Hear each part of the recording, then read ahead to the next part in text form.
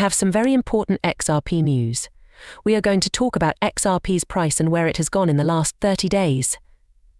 There are a few clips here that talk about standard charter and where the chart is. That conversation with Brad Garlinghouse for Fortune was of course great. I'd like to play you a 2-minute clip. We're going to talk about XRP and Ripple in Russia.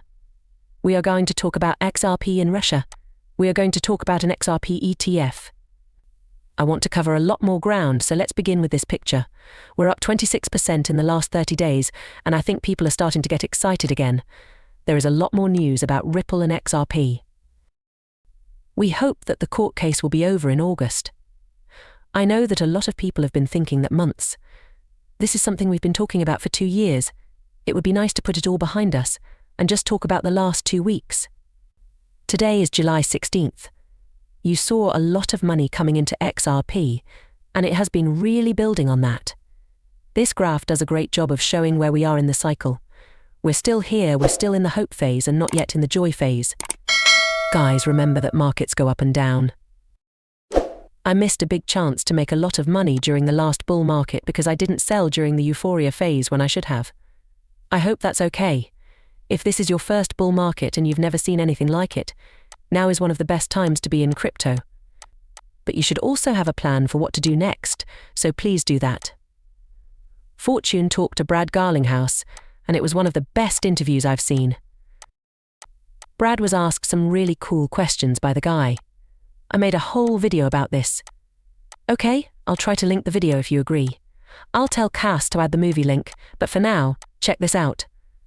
First, as a kid who grew up in Kansas, I find it hard to believe that something like this technology has turned into a political problem. Yes. Why would there be a Republican vs. Democrat battle over innovation? Remember that John Deaton is running against Elizabeth Warren, so we should want technology that cuts costs. There is no doubt that I support John Deaton. No matter what, Elizabeth Warren has been terrible for the business world. She needs to leave. That's not true. In a somewhat strange way, though, the Republicans are now in favor of crypto while a lot of Democrats are against it. I have to say that a Fortune writer was one of the first people I saw tweet out. This is JJR Jeff. John Roberts wrote that Biden will lose all of his votes because he is against crypto, while Trump will win tens of thousands. He got a lot of votes for being pro-crypto, but I don't remember what he said. That tweet makes sense to me, and I agree with it. There are Democrats in charge who I think are trying to solve this and taking the lead. There was a crypto meeting in Washington, D.C., where I was. Led by Ro Khanna, a representative from California. Mark Cuban, there were about 25 of them. A person named Anita Dunn, who works directly for Joe Biden, was in the group. So was Mark Cuban, a senator from New York, and Kirsten Gillibrand.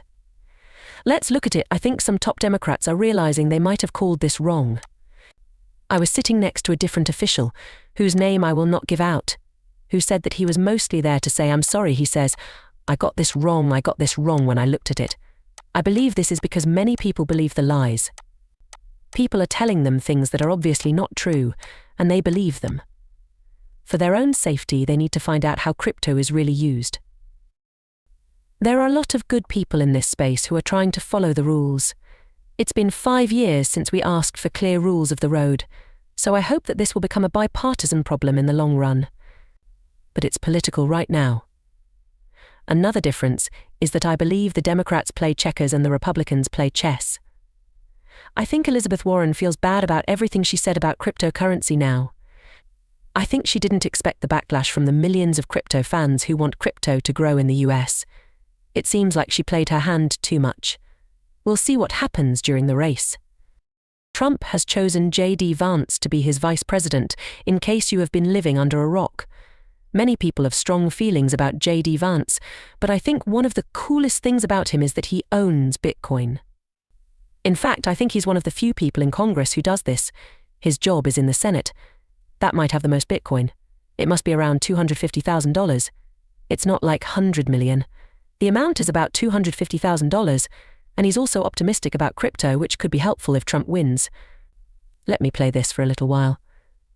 I believe there is a person who is the worst, at least in terms of the things I disagree with them about. Gary Gensler seems like a nice person. Okay, so Gary Gensler has a view that is pretty much the opposite of mine.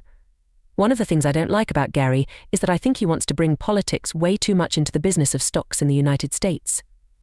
But Gary's method to regulating blockchain and crypto seems to be almost the exact opposite of what is needed. This is perhaps the more important issue, or at least the most important issue for this meeting. What it do, pay close attention to how people use it, please. You don't want to just throw this away though. A lot of the new social media companies that want to compete with the big ones in 2024 will need blockchain technology to run their businesses. This is where I really worry about this. Perhaps they will need a key that can be verified. When I talk to people who are still in the venture capital business, the most interesting companies to them are the ones that are doing real things in communications in the 21st century, or 2024, to be exact. High-use codes are often used by those businesses to do things like verifying transactions. Because if we don't make proof possible, it will be very hard to compete with the companies that are already in the area. Okay. And J.D. Vance seems to know what he's talking about when it comes to crypto. That means Trump will be the vice president if he wins. We hope it's good for crypto. We need to check the time. We will say that leaders will lie to us and not do what they say they will do. This is how politics usually work. There will soon be an XRP ETF from 21 shares. We'll talk about ETPs and ETFs in a moment. But check. Bring this up. Why wouldn't we look at it? Maybe because there aren't any futures needed there. Why not see an XRP come out much more quickly? Tell me. Because of our situation, Paul, we have the world's biggest Ripple ETP, and we're the first to list it. We think XRP will go up in value. We have put out a lot of study about it. There have been many court rulings that it is not a security, which has made us feel better.